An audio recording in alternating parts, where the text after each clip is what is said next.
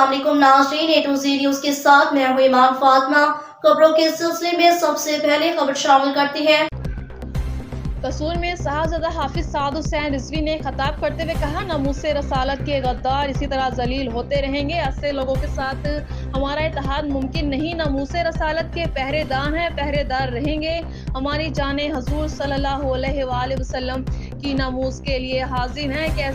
किसी ने मुमताज़ कादरी को फांसी के तख्तेदार पर चढ़ा दिया, किसी ने खत्म नबूवत के कानून को ख़त्म करने की नाजायज़ कोशिश की, किसी ने रमज़ान मुबारक में रोज़े की हालत में नामूसे रसालत के पहरेदारों को शहीद किया। उलमा कराम पर फोर्थ शेड्यूल लगाए, सैयदजादों को जेलों में डाला गया। इन सब की ज़लालत का वक्त करीब है, ये इसी तरह जलील होते रहेंगे।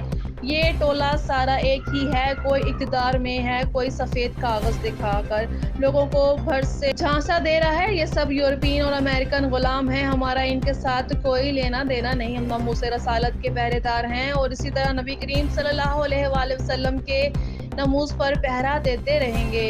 और तारीखी इस्तकबाल और तारीखी प्रोग्राम पर साहबजादा हाफिज साद हुसैन रिजवी ने मुबारकबाद पेश की और शुक्रिया अदा किया।